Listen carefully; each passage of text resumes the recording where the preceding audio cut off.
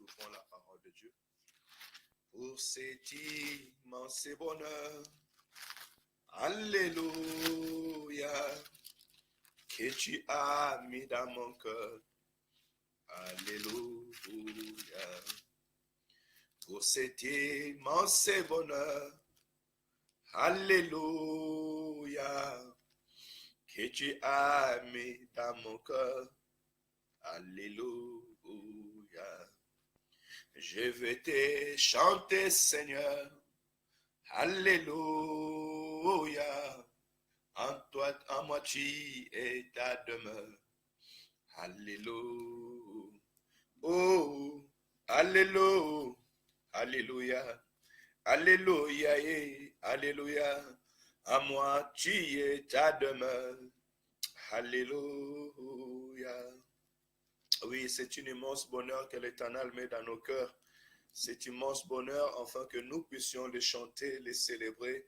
Il a fait de toi, il a fait de moi sa demeure. Là où il prend plaisir de se manifester, là où il prend plaisir de demeurer, de parler. Et laisse que réellement notre vie soit sa demeure et qu'il puisse utiliser sa demeure pour aussi parler à plusieurs personnes. Vous savez, il y a des temps où des personnes, quand ils prennent des rendez-vous chez eux, des visites chez eux à la maison, ils reçoivent leurs amis et laisse que mon Dieu, à travers toi, qu'il puisse fixer des rendez-vous pour ceux qui ne les connaissent pas, pour ta famille, que tu sois un point de rendez-vous, un point de contact que l'Éternel a mis tout autour de toi, afin de parler de son royaume à tous ceux qui t'entourent. Et je pourrais te rappeler que si tu es un demeure de l'Éternel, tu es réellement un point de rendez-vous, l'homme ou femme que Dieu veut utiliser pour se connecter, pour aller au contact avec tous ceux qui t'entourent. Aujourd'hui, nous allons méditer la parole sur Psaume chapitre 93. Psaume chapitre 93, il y a 5 versets, donc je pense que nous allons vraiment tous les lire. L'Éternel règne, il est revêtu de majesté. L'Éternel est revêtu, il est saint de force. Aussi le monde est ferme, il ne chancelle pas. Ton trône est établi dès les temps anciens. Tu existes de toute éternité. Le fleuve élève, ô Éternel, le fleuve élève leur voix. Le fleuve élève leur onde retentissant. Plus que la voix de puissantes eaux, des flots impétueux de la mer. L'Éternel est puissant dans le lieu céleste. Tes témoignages sont entièrement véritables. La sainteté convient à ta maison, ô Éternel, pour toute la durée des temps. Gloire à Jésus. En lisant cet chapitre du psaume, ce que l'Éternel m'a mis à cœur est que le psalmiste est en train de proclamer la grandeur de Dieu, l'existence de Dieu. Et c'est à cela que j'aimerais que nous puissions tourner notre prière ce matin. Nous voulons ce matin prier aussi pour nos frères et sœurs qui ne croient pas à l'existence de Dieu, qui ne connaissent pas Dieu, qui ont encore des doutes ou qui ont perdu toute cette espérance. Il y a encore d'autres qui sont dans notre milieu, mais réellement dans leur vie, dans leur esprit, dans leur corps, Dieu n'est pas concret. Dieu reste encore ce qui est imaginaire. Ce n'est pas une personne vivante, invisible, puissant, glorieux, redoutable qui règne.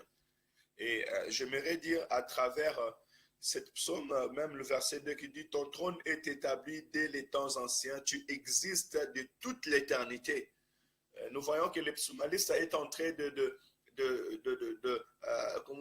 confirmer cette vérité qui est encore étrangère au milieu de beaucoup.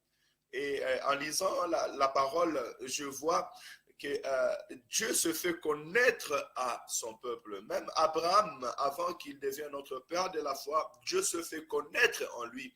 Dieu s'est révélé en lui. Et c'est en ce moment qu'il a pu s'élever et marcher, aller dans l'espérance.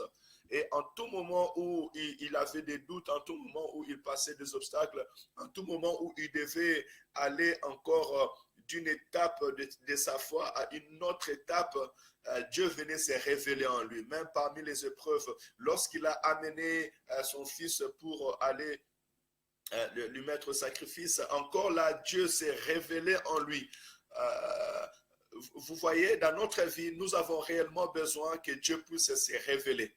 Parce que Dieu, c'est une personne, une puissance, comment je pourrais encore dire, son autorité, sa personne, pour qu'elle puisse venir vraiment toucher le cœur de l'homme, il doit avoir cette révélation, cette approche de Dieu auprès des hommes. Voilà pourquoi Christ même dira que personne ne peut venir à moi si mon Père ne l'attire. Et sur le chemin de Damas, parce que tout à l'heure je parlais aussi de ceux qui sont au milieu de nous mais qui n'ont pas reçu la connaissance de Dieu, sur le chemin de Damas, dans sa route pour aller persécuter l'église, ce jeune homme de Saoul avait la connaissance dans l'écriture, dans le judaïsme, qui a grandi dans l'instruction, qui connaissait ces dieux anciens, mais qui n'avait pas reçu réellement la révélation d'Emmanuel, le Dieu parmi son peuple, celui qui est venu se révéler au milieu de son peuple dans la personne du Seigneur Jésus-Christ. Et il a fallu sur le chemin de Maïs que cette lumière lui apparaisse, que cette voix lui parle, afin qu'il dise, qui es-tu Seigneur? Qui es-tu Seigneur? Et cette question nous montre qu'il avait besoin de connaître ce Dieu-là qui vient se révéler en lui. Et c'est quand il dira que c'est Jésus que tu persécutes, là il aura une orientation exacte, il aura cette révélation exacte qu'il y a une personne invisible mais visible dans la vie de l'homme.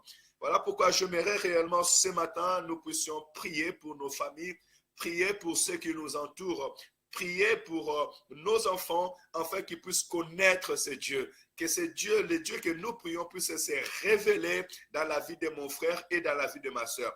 Et j'aimerais dire aussi à mon frère et à ma soeur, comme je disais tout à l'heure, à l'instant où tu es entré en contact de notre Dieu, à l'instant où Dieu s'est révélé en toi, tu deviens un point de rencontre, tu deviens un point de rendez-vous que Dieu veut utiliser afin que ta famille soit sauvée, afin que tes amis soient sauvés, afin que ta ville soit sauvée. Vous verrez même sur ce que je viens de vous dire tout à l'heure, que Saoul, lorsqu'il avait croisé réellement Jésus, il a changé sa manière de penser. Il a changé sa manière de parler. Il s'est approché envers ceux qu'il allait persécuter et il a pris le temps de parler, d'échanger son langage, même vers ceux qui étaient auprès de lui, qu'il envoyait pour aller persécuter l'église. Il pouvait leur témoigner que réellement je croisais Jésus et le témoignage de son nom a changé toutes ces directives.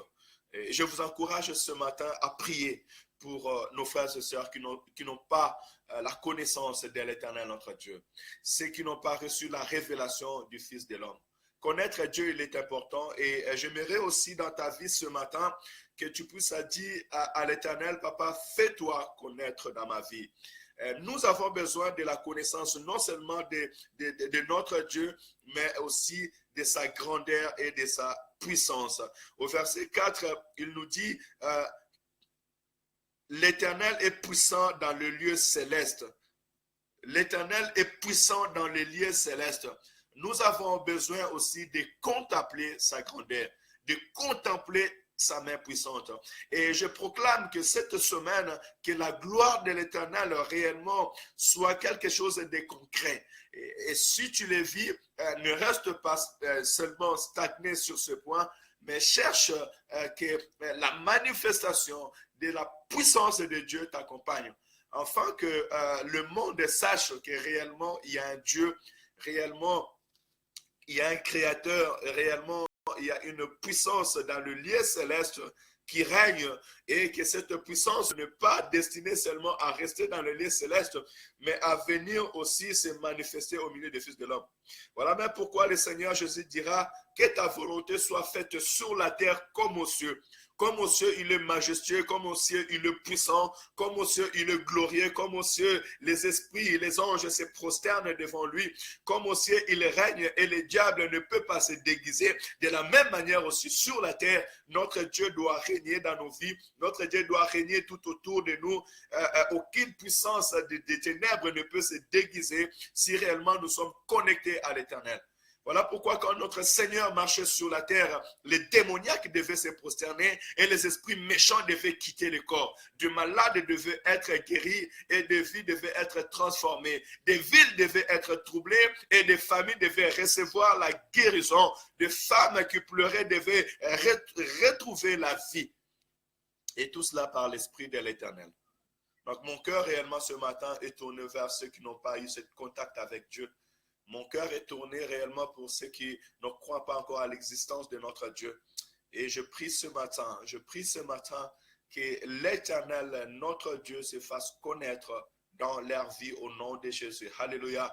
Éternel Dieu de gloire, Seigneur, merci pour ta parole. Merci Seigneur pour le cœur que tu nous donnes, le cœur que tu as donné à ton serviteur, Seigneur, pour pouvoir témoigner ton nom, pour pouvoir témoigner ton existence. Oui Seigneur, tu existes parce que la Bible me dit, sachez que l'Éternel est Dieu et c'est lui qui vous a créé. Et je te prie ce matin, Saint d'Israël, moi et mes frères, moi et mes sœurs, à te faire connaître, Seigneur. Fais-toi connaître dans la vie de mon frère et dans la vie de ma sœur. Fais-toi connaître, Seigneur, Père éternel, dans nos familles qui ne te connaissent pas. Fais-toi connaître, Père éternel, dans ces cercles qui nous entourent, dans notre voisinage, Seigneur, que le monde puisse réellement te connaître. Au milieu de ce monde, papa, qui commence à perdre espoir, qui ont, Père éternel, complètement perdu, Seigneur, tes traces dans leur vie, je te prie de te faire connaître. Comme tu te fais connaître, Père éternel, à Abraham, papa, je te prie de te faire connaître. Comme tu te fais connaître, Seigneur, sur le chemin,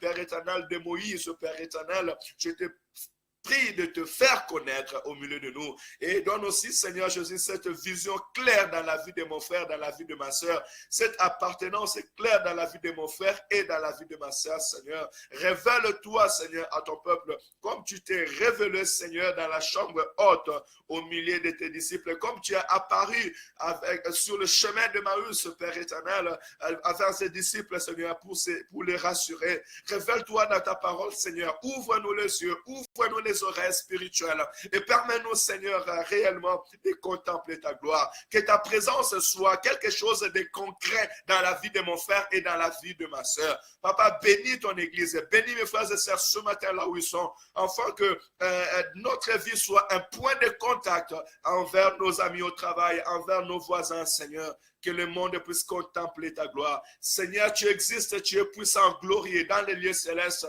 Et je demande que ta puissance soit une partage pour nos vies. Que ta gloire soit une partage, Saint d'Israël. Révèle-toi encore, Seigneur, dans ta puissance et dans ta gloire, par ton autorité, au nom de Jésus, afin que nous puissions manifester ton nom, Seigneur. Quand l'ennemi est en train de se révéler au Fils de l'homme, quand l'adversité, Seigneur, s'élève, quand nous voyons, Seigneur, qu'il y a des occultistes, Père éternel, qui attire la jeunesse de fétiches, de magie, oh Père éternel, qui est en train d'attirer ces gens pour pouvoir, Seigneur, avoir ce qui est périssable. Nous proclamons la puissance de Dieu. Nous proclamons la présence du Saint-Esprit. Nous demandons que le fleuve de l'Esprit coule au milieu de nous, au milieu de son peuple. Père éternel, dans deux maisons qui prient avec moi maintenant, je proclame le feu de l'Esprit. Je proclame la gloire de Dieu. Je proclame la puissance de l'Éternel qui puisse être palpable dans nos vies, qui puisse être palpable dans vos maisons, au nom de Jésus. Que le ciel soit ouvert et que la grâce de l'Éternel, Papa, soit manifestée au milieu de nous. Seigneur, la Bible me dit que lorsque Pierre était entré dans la maison de Corneille pour révéler la vie du Fils de l'homme, pour, Père éternel, témoigner du nom de Jésus, et lorsqu'ils étaient en train de prier, le Saint-Esprit était descendu. Père éternel, à l'instant où nous prions, à l'instant où tes frères et sœurs, Père éternel, vont recevoir ta prière, je te prie que ton esprit, Père éternel, puisse se répandre dans la vie de mon frère, que ton esprit puisse se répandre dans la vie de ma sœur, au nom puissant et glorieux du Seigneur Jésus-Christ. Sois le canal, Seigneur Jésus, de la guérison, de la puissance, du miracle, de la restauration, au nom de Jésus. Afin que ton peuple vive sous ta puissance, sous ton autorité, sous ta gloire, au nom de Jésus. Alléluia. Soyez bénis, frères et sœurs en Christ. Que le nom de l'Éternel, notre Dieu, soit glorifié. Je remercie le Seigneur pour sa présence et je remercie le Seigneur parce que son amour, sa puissance, sa présence bouillonne jusque dans nos entrailles. Et c'est ce que nous avons besoin, que le peuple vive sous la puissance de notre Dieu, sous le règne éternel de notre roi. Vous savez, le ciel est ouvert et la présence de Dieu nous est accordée de la même manière que la voile du lieu très saint était déchirée lorsque Christ était sur la croix. Et aujourd'hui, nous avons accès devant le trône de l'Éternel. Vous avez aussi accès devant la face de Dieu. Venez tout simplement, proclamons l'amour de Dieu, proclamons la grandeur, la présence de Dieu et disons à Dieu de se manifester, de se faire connaître dans nos maisons, dans la vie de nos enfants, au milieu de ceux qui nous entourent, par sa puissance, par sa main triomphante, afin que tout le cœur témoigne que Jésus-Christ est vivant. Seigneur, fais les choses que tu sais faire, fais les choses que tu fais, afin que ton peuple te bénisse. Soyez bénis, excellente journée à tous. Bon travail pour ceux qui retournent au travail ce matin. Bon retour de l'école, hein, c'est la rentrée ce matin. Je prie que l'Éternel réellement vous bénisse tous ensemble et que la gloire de l'Éternel continue à se manifester dans notre vie. Que nos familles soient sauvées, que des villes soient sauvées, que des pays soient sauvés et que toutes les nations tournent leurs regards vers l'Éternel. Soyez bénis, excellente journée. À demain matin à la même heure. Shalom, shalom. Gloire à Jésus.